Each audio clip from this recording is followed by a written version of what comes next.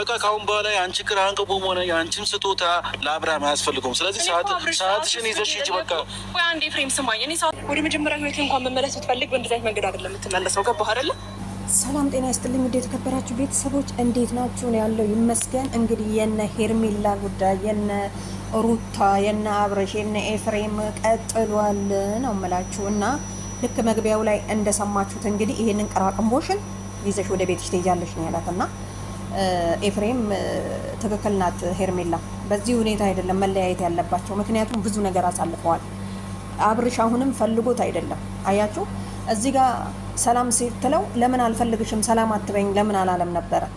ሲቀጥል ደግሞ ትላንትና ሀብሉ ላይ ነው ብለው ነበር እነኛ ማለት ነው እነ ቡዜ።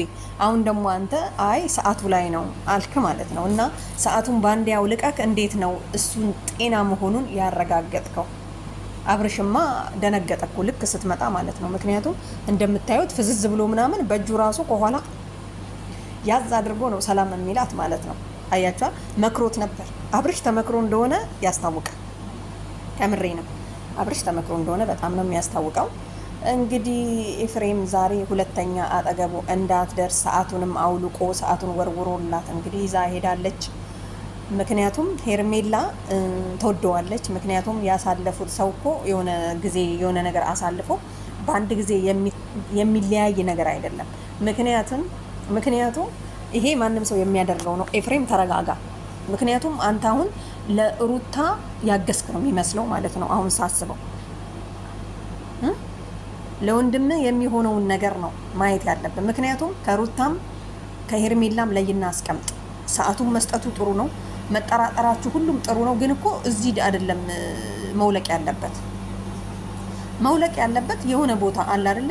ወይ ሆስፒታል ሄዶ ነው ወይ ጸበል ሄዶ ነው መውለቅ ያለበት ማለት ነው። ምክንያቱም እውነቱን እንድናቅ እና እንደዚህ አቅፋ እየሳመች እሱ ራሱ እኮ አይኗ ነው ደግሞ። እንዴት አባቱ ነው አምሮባት የመጣቸው? እንዴት አባቷ ነው አምሮባት የመጣቸው አትል። እና ለማንኛውም ቤተሰብ ይመቻችሁ። በጣም ተመችቶኛል። ሄርሜላ አይዞሽ፣ ምንም ማለት አይደለም፣ ሁሉም ነገር ያልፋል። ምክንያቱም በወንበር ዙሪያ ተደራድረን ነው የምንለያየው፣ ግን ሰው ፊት አይደለም ብቻችንን ነው እያለች ነው። እና ኤፍሬም ደግሞ ሊለቀው አልቻለም። እርግጠኛ ነኝ አብርሽ ሄርሜላን አግኝቶ ብቻዋን ቢቀመጥ እንደዚህ ሳስበው ሳየው የሆነ ውስጡ ምናምን ፍላጎት ያለ አይመስላችሁ? ምክር ነው እንጂ እንትን ያለው ማለት ነው። እና ለሁለቱ ማገናኘት ወይም ደግሞ አብርሽ መርጦ የፈለገበት ይኑር የምትሉ ከሆነ አብርሽን የሆነ ቦታ ውሰዱት፣ ከሁለቱም አለያዩና በቃ ሄርሜላ ፍቅሩ አልወጣ። መጀመሪያ አፈቅርሻለሁ አላንቺ ምናምን ብሎ ነው የገባው አይደለ? ያችን ሩታን አልፈልግም ብሎ እና ምን ተገኝቶ ነው? ከዛ በኋላ ለመጥላት ያነሳሳውስ ምንድን ነው ምክንያቱ?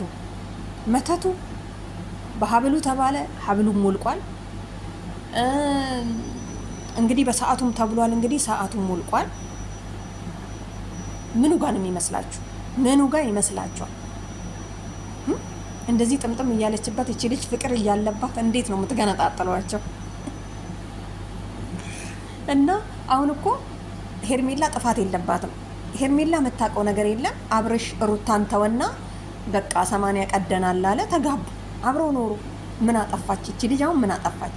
ድንገት በመሀል ተነስቶ አይ አልፈልግሽም እኔ ሩታ ጋር ነው የሚሄደው ሲል ማንም ሰው እኮ የሚያስደነግጥ የሚያደርገው ነገር ነው ሄርሜላ እያደረገች ያለችው። ለማንኛውም ቤተሰብ ያደረገችው ትክክል ነው። ምክንያቱም የምታውቀው ነገር የለም። በቃ ሩታና እሱ ተለያይተዋል። ስለዚህ እስቲ ብቻቸውን አስቀምጧቸውና ወይ በወንበር ዙሪያ ካልሆነ ደግሞ አብርሽን ከሁለቱም ነጥሉና የሆነ ቦታ አድርጉትና እስቲ አንድ ሳምንት ይቀመጥ። ማንን እንደሚናፍቅ ታያላችሁ? ሩታንና ልዑልን ወይስ ሄርሜላ? ምክንያቱም አብርሻውን በል የተባለውን ነገር እንደሚል ከኤፍሬም እየሰማን ነው ማለት ነው። አንድ ነገር እንዳትናገር አያ አይደለ? ምንም እንዳትላት እያለው እየነገረው ነውና እሷ ደግሞ ሰዓቱን ብዬ የጠየቅኩክ ልቀበልህ አይደለም። ጊፍት አንዴ ከተሰጠ ተሰጠ ነው ያለችው። እውነቷን ጊፍት አንዴ ከተሰጠ ተሰጠ ነው። ምክንያቱም እሷ ለማስታወስ ያክል ነው። ምናልባት ያንን ሰዓት አውልቀው ሩታ እዚህ ላይ መተት አሰርታ ይሄንን ሰዓት አደረገችለት የሚል ጥርጣሬ ሄርሜላ ውስጧ ስላለ ነው። እነ ቡዜ የሚያስቡት እንደዛ ነበር።